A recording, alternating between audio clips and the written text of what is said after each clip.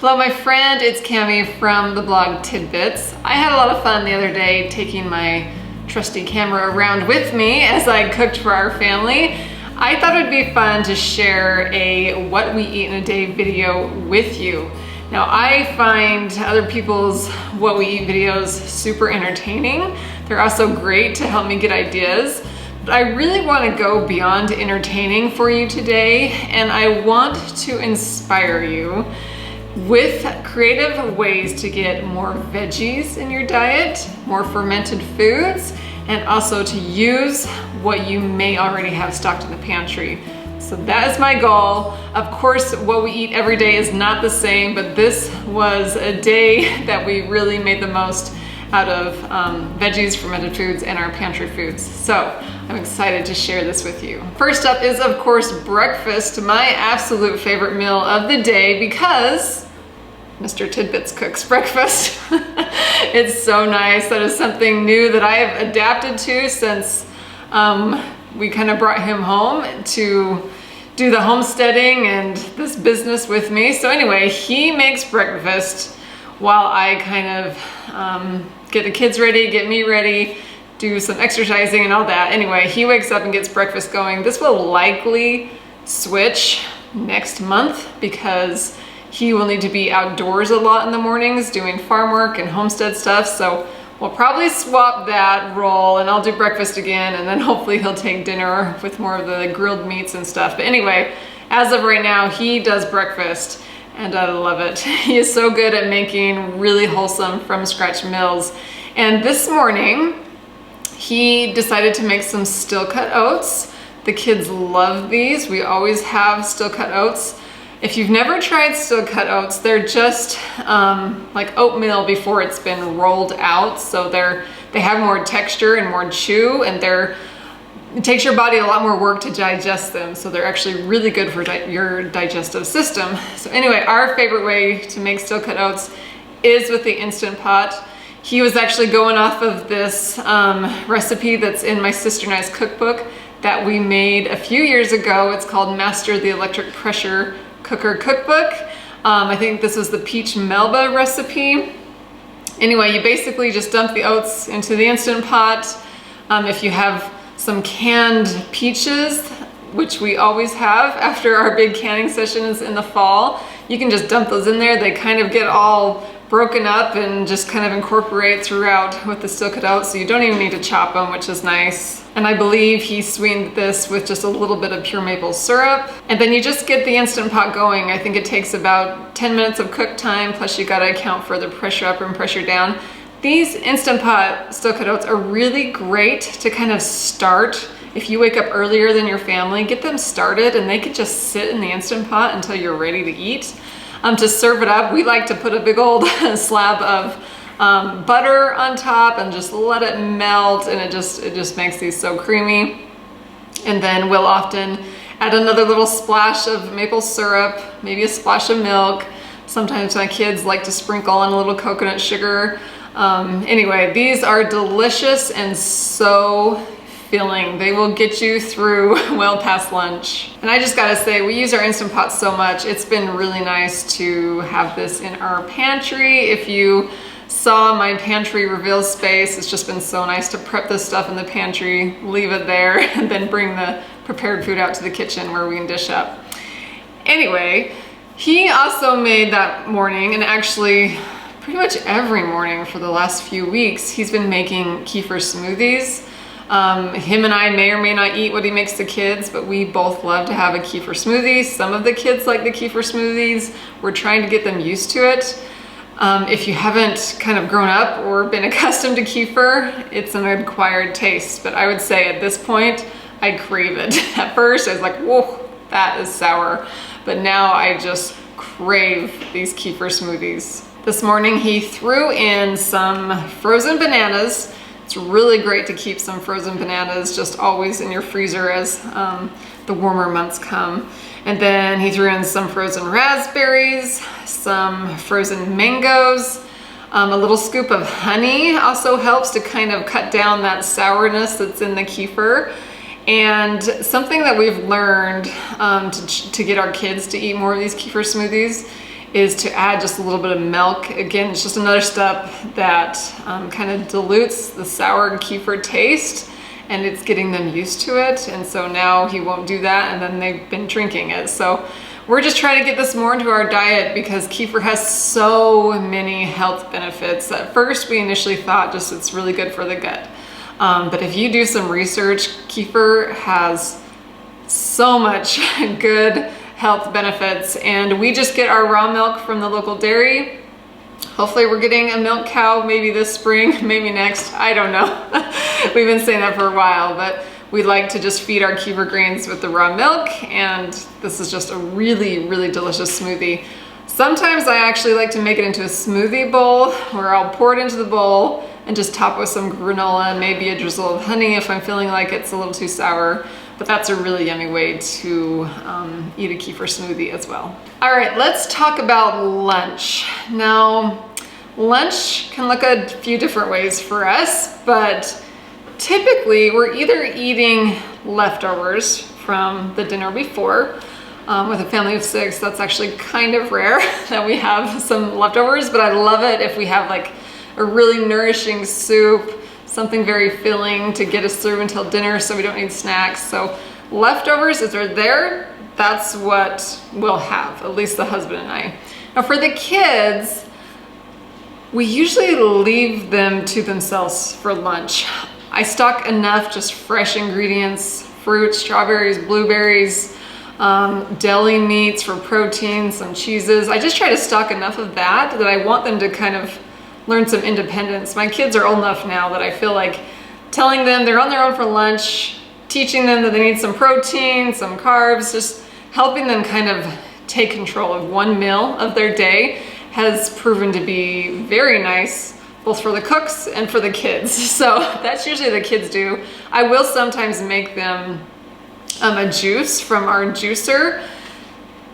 It is kind of difficult to get them a lot of nutrients, like they just won't eat a whole lot of just raw veggies. And so I found that juicing some veggies, some carrots with oranges, apples, I love to throw in some ginger because that has a lot of health benefits and immune boosting goodness.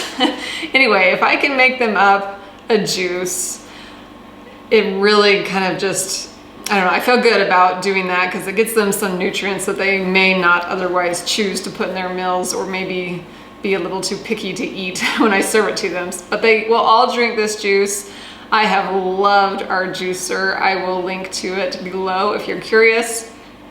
And any other recipe, cookbook that I'm talking about, appliance, check the description if you need to know where I got it. Now, for lunch for the husband and I really like it when lunch is very nutritious, like just packed full of vitamins and minerals and fiber, because it helps power me through the rest of the day. And for my husband, when he's typically working outside or working on projects, I just feel like if we can get a lot of nourishment at lunchtime, we're not going to get snacky and crave sweets.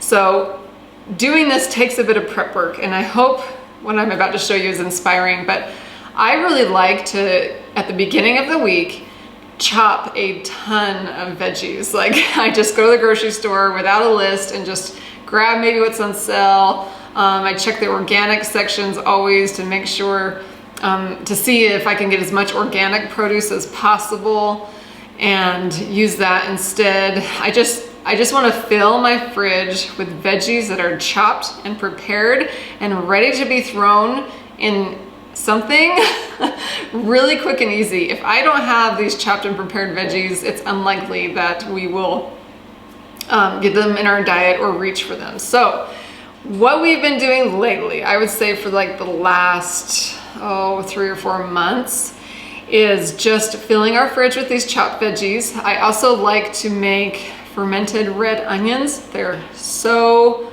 good. They're just great to throw on top of anything.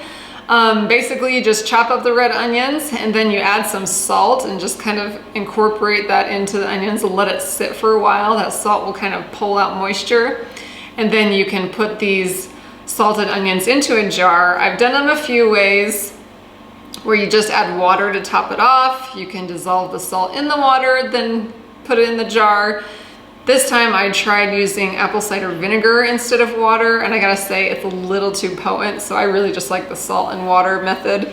But you just let them sit out on your countertop for, I'd say 4 or 5 days, and then they're nice and fermented. You can put them in the fridge and then just eat them up. We go through these so fast because the hubs and I love to throw them on anything and everything. So fermented onions, really delicious to have on hand. And if it helps, I'll just tell you some of the typical veggies that I'm getting to create the next things I'm gonna show you. Usually it definitely includes cauliflower, broccoli, celery, carrots, peppers of all colors, zucchini. I'll do yellow sometimes, green sometimes, depending on what's looking best during that time of year. Definitely chop some onions. Anyway, just as many vegetables as we can get that week. I'll have it chopped and ready. All right, then I'm going to show you the lunch salad that we've been making for many, many weeks. And it is really good and nourishing, and I feel like it's getting all these things in my diet that I want to get in, but it's really hard to incorporate.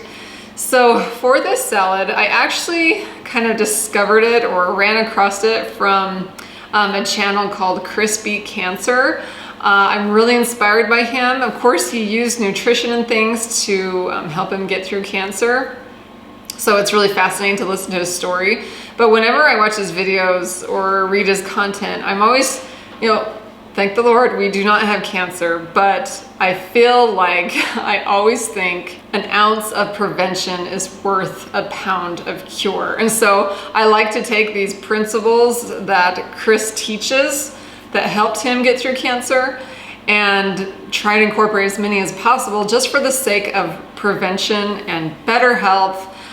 So anyway, he calls this his great big salad or something, where he just loads on raw veggies and lots of really good stuff for your gut. It takes a long time to chew, but it's delicious, filling, and so nourishing. So for this salad, I just start with a little bit of lettuce. Leafy greens is great, organic is great, but I don't put too much because by the time I add all these veggies, this salad gets huge and it takes a while to eat because there's so much chewing. Anyway, so a little bit of lettuce, I'll tear it up, and then I will often add the carrots, some bell peppers, some broccoli, some celery, cauliflower, zucchini, whatever color I have at that time. And then of course top it with those fermented onions. Something I've also gotten into is the microgreens. I grew some for the first time. It looks like I need to start another batch, but microgreens are super nutritious. It's basically any kind of plant just when it's barely sprouted.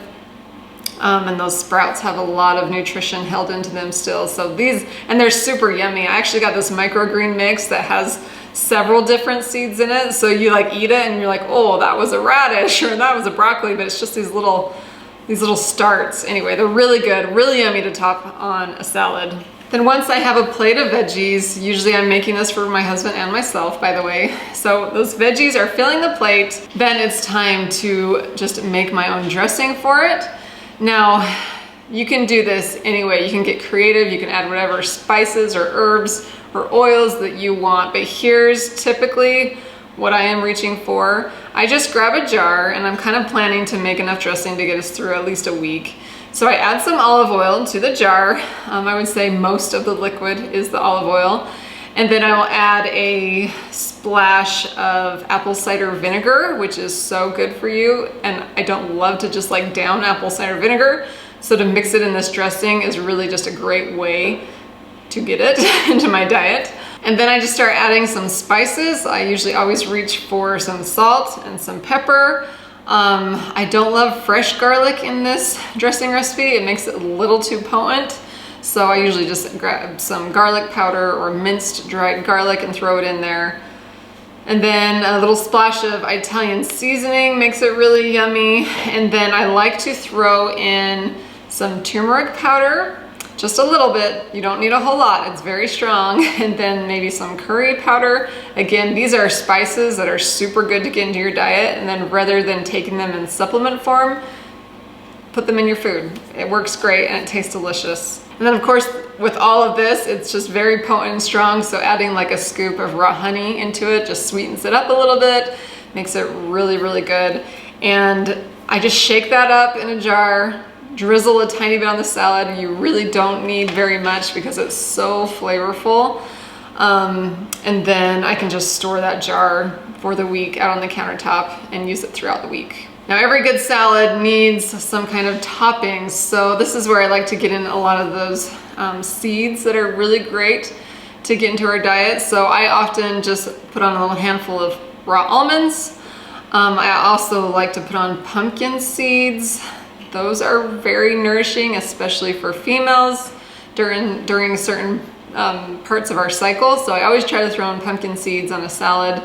And I love these little sesame sticks that I get at Natural Grocers.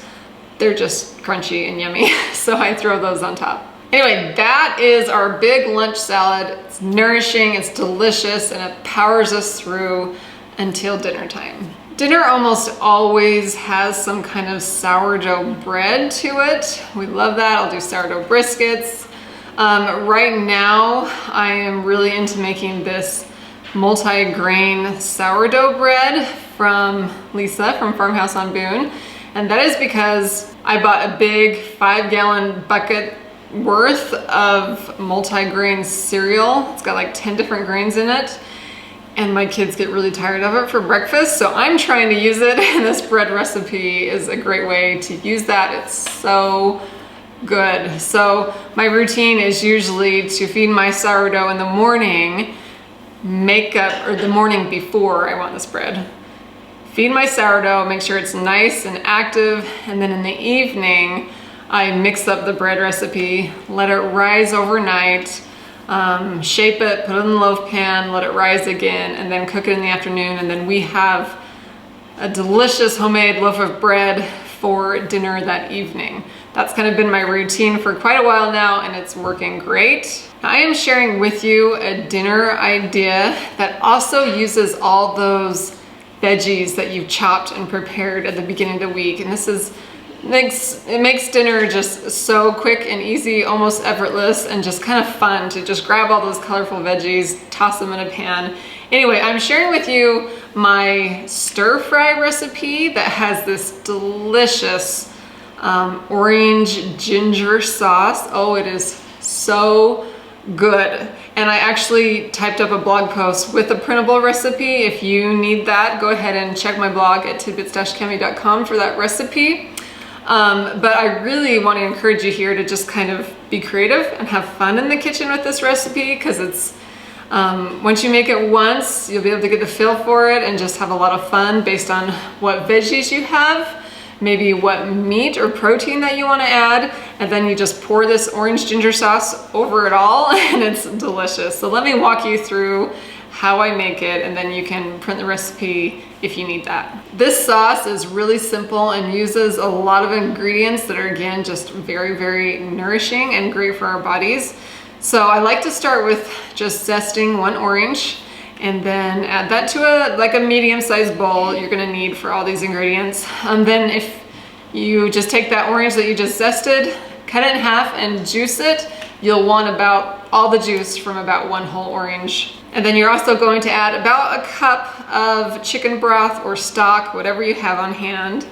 And then I like to use a bit of coconut aminos for this recipe. You can use soy sauce. I just find that soy sauce is so salty. It doesn't make me feel great, but I love coconut aminos, so I always substitute soy sauce for that. And then I love to throw in just a splash of sesame oil. I'll throw in some honey to sweeten it up, throw in salt and pepper to taste. I like to add like a little dash of pepper flakes. It gives it just a little bit of kick. Don't add too much. And then if you can get fresh ginger for this recipe, it makes all the difference. So you just want to cut off like about an inch or more, depending on how potent you want it. And then just cut off the outer layer of that ginger, and then use a zester or a grater or even just chop it in little bits, whatever tool you have, to get this into small pieces. Throw that ginger into the recipe. I happen to actually have some turmeric root as well. It was on clearance at a grocery store and I snagged it up. So I added turmeric in here as well, fresh turmeric, and it was delicious, super good. You can use dried ginger turmeric in this recipe, but I'm telling you, the fresh just makes all the difference. Now to thicken your sauce, I prefer to use arrowroot powder. You can use cornstarch if that's all you have, that's totally fine. I just feel like cornstarch has more of a pasty taste and thickens it almost too fast. So I really prefer to use arrowroot powder. It doesn't have any taste to me, but gives it a little bit of thickness. So just put all of those ingredients in a bowl, whisk it up really good, and that's your sauce. You can set it aside until you're ready to add it to your stir fry. Okay, let's talk about the meat. Now I did chicken tonight. I had just some thawed chicken in the fridge. I love chicken stir fry, but you can get creative. You can use steak, you can use shrimp. If you are meatless, you can do tofu, pork, ham even, any kind of meat or protein that you want to add to this dish, you can. But what you'll basically do is just saute or fry up that meat. And I prefer to just cut up the meat in like little bite-sized pieces when it's raw. And then I just heat up a skillet. I love to use my cast iron skillets, but if you have a wok or just a big pan, this is going to get big in volume, so get the biggest pan you have. Then I just like to add a little bit of olive oil in that pan, get it hot, and then I throw in my chicken and salt and pepper, and I just cook that up until the chicken's cooked through. And then once that's cooked through, I actually remove the chicken from that pan, put it in a bowl, just keep it to the side. You're gonna add it back again. And then I start adding my veggies. So I may need a little more olive oil in the pan at this point. But then I like to add the veggies first that take a little bit longer to cook. And these would be like your broccoli, your carrots, your cauliflower, celery would be good to put in it first. And definitely onions. Sorry, that should have gone first, but saute your onions first, get them kind of golden brown, and then add the rest of your veggies. So once those harder and thicker veggies are getting kind of fork tender, then you can add the softer veggies. For me, that's things like asparagus, the zucchini, peppers, the veggies that kind of just cook faster and are softer. So you'll add those towards the end of the cooking.